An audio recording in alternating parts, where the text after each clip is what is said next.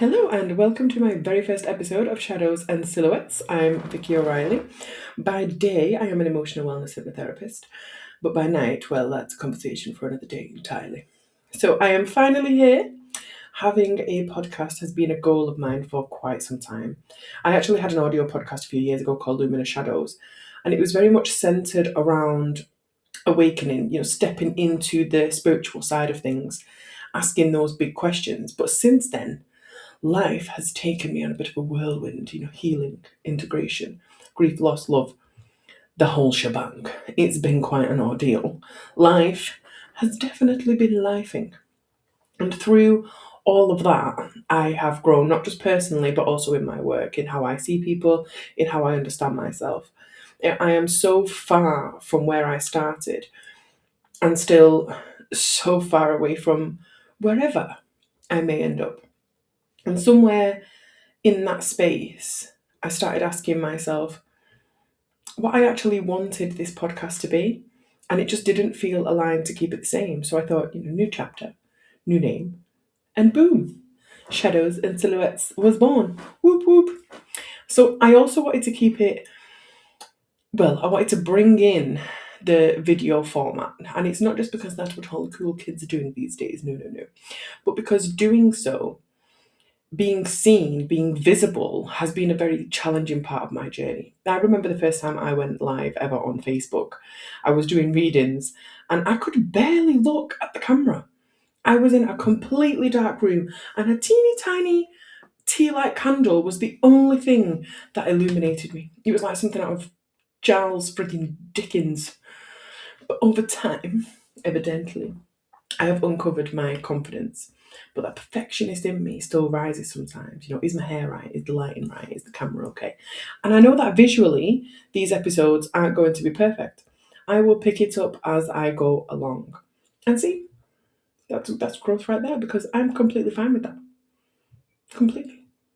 Like, I know I'm very good at what I do. I don't even question that anymore. But putting myself out there in new and different ways, the resistance that I faced with that has been unreal. But we got there. So doing this as a video is not just for you, it's also for me. It stretches me, it calls me forward, and it keeps me accountable to show up even when that part of me would still rather stay hidden. And as a little Brucey bonus, you get to see this glorious face every time you tune in, so you're very welcome. Anyway, I digress. So let's actually get into what Shadows and Silhouettes is about. So the core of my work is rooted in the idea that the light and the dark within us both play a role in who we are. They're not in competition. One isn't better than the other. They're meant to exist together.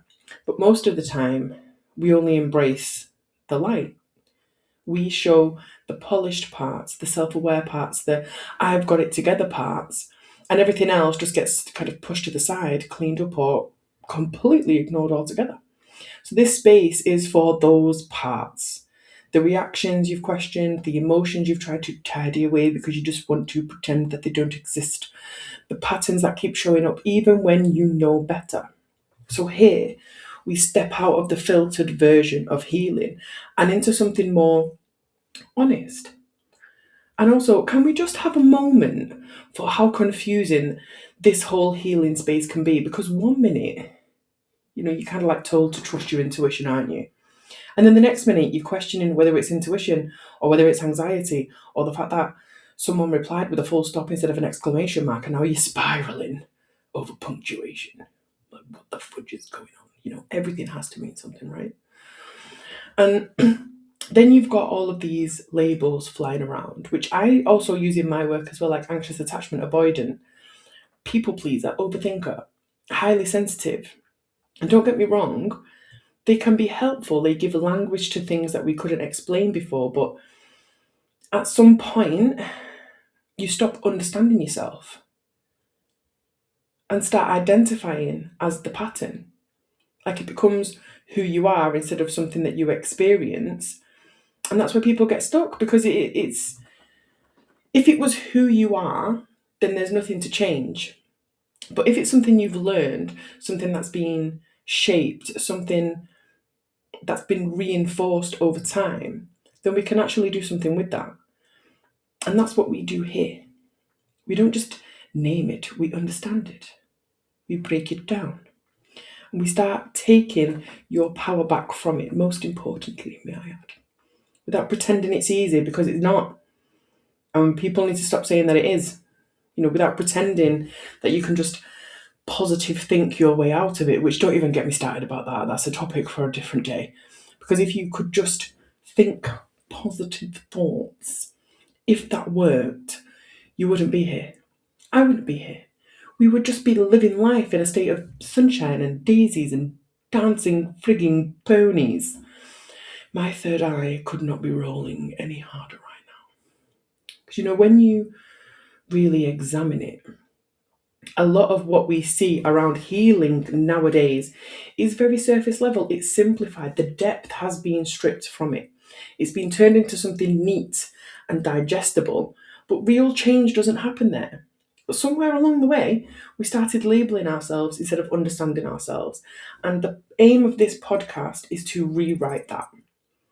We're going to explore the different aspects of your psyche, why they show up, why they take over, and what's actually driving them.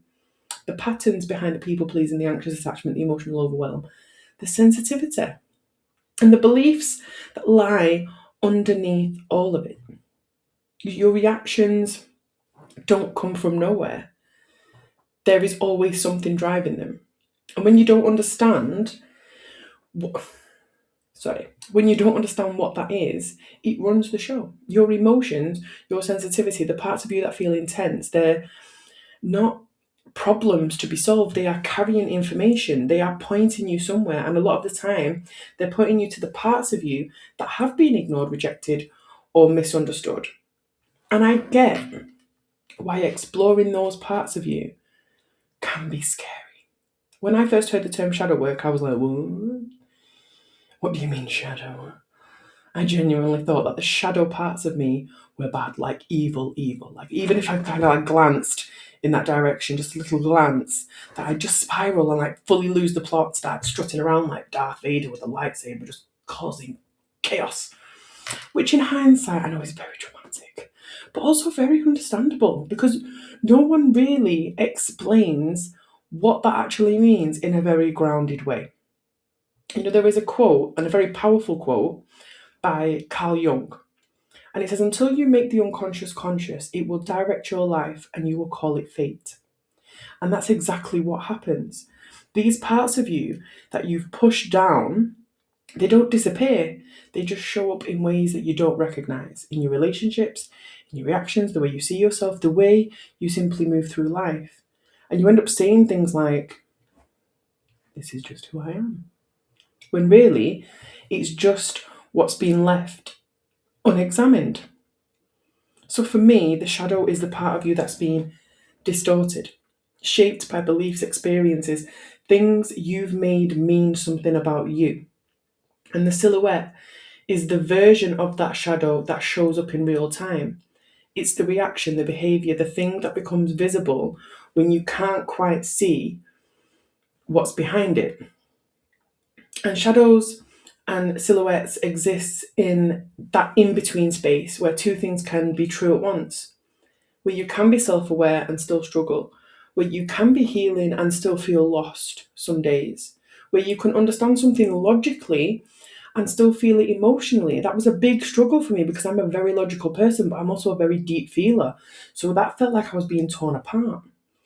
And this space is about being seen, but more importantly, it's about being understood. So bringing this back to you, the gorgeous listener slash viewer, because we are doing video now, Victoria.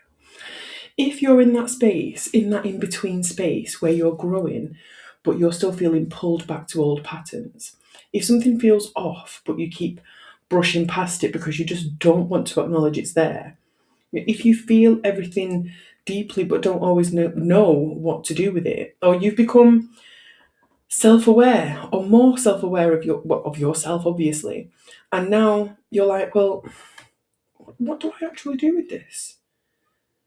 Then welcome, my friends. You're in the right place. This is definitely for you. So In regards to these episodes moving forward, most of them will just be me, myself, and I sharing what I see, what I've experienced, what comes up in my work with clients. But I will also be bringing guests in, different perspectives, different journeys, because there's never just one way of seeing things. And if you know me, or you're just getting to know me, you'll know I'm not here for fluffy, surface level conversation. I like to get in, do what I need to do, and get out. Well, most of the time. So this episode really is just setting the tone, letting you know what you're stepping into.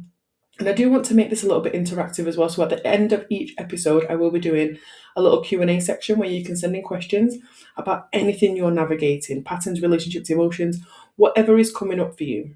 And you can stay completely anonymous. There's no pressure there. And I'll let you know which episode your question will be answered in. You don't need to overthink it. You don't need to overanalyze it. You can just send it. We'll chop it up. We'll get to the nitty-gritty of what really is going on. So with the next episode, I feel it's only right to start at the beginning. Awareness. Because this is the catalyst for change, really. Without it, nothing changes. Like if you have a fire in your kitchen and you don't see it or smell the smoke, it just continues to burn. And that's the same with your patterns, with your beliefs, with your behaviors. Until you actually see them, they just keep repeating. So we'll be breaking down how to build self-awareness in a way that actually sticks, not just something you notice in hindsight, but something you can access in the moment. And we'll also look at the different levels of awareness as well, from surface level right down to the deeper, punchier, often more uncomfortable layers. And this is a process. You don't need to jump from level 1 to level 10 overnight. You take your time getting to know yourself. Each layer, each version of you has something to show you. You don't need to rush it. And you definitely don't need to have it all figured out either. Half the time, none of us do. We're just a little bit more aware of the chaos now and we know how to deal with it. So that's where we're heading. And if this resonates, make sure you are following along. Turn your little notification bell on. I only just found out what that means the other day when people said put your bell on. I thought it was on TikTok actually, and then I realised that YouTube has it as well. So if you don't want to miss your notifications on when the next episode is loaded up, put your bell on. And if there is someone in your life who would get something from this, please do send it to them. But for now, that is all from Shadows and Silhouettes. Until the next time, sending love.